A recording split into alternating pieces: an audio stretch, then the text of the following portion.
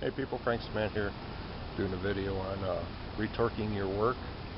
This is important because parts come loose after heat cycles. Heat cycle is heating up of the equipment and then cooling down. That's one heat cycle. I redid my transmission lines about 2-3 years ago, and I used tubing and rubber hose with clamps. And on the way to a job today, I noticed I had a transmission leak. I thought I busted a line because it was pouring out.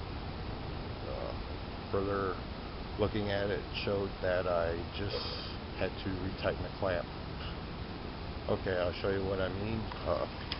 Got a perfect example here. If you look at this area here, it's damp. This is from transmission fluid.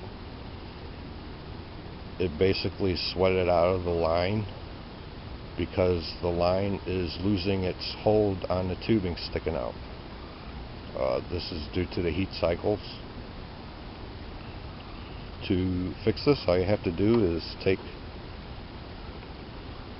that? It's turning. And retighten it. Now that leak should be done. You need to do this with all your hose clamps. Go around, retighten your rubber hose clamps. That one's tight.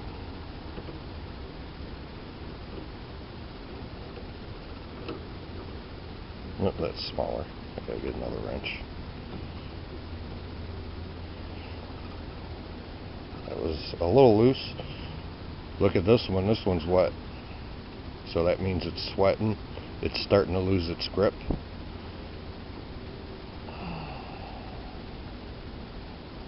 And it was loose. You want to do this with your radiator hose, transmission lines, and your power steering lines. Okay, I pretty much got everything up top, and down below I got to get the middle.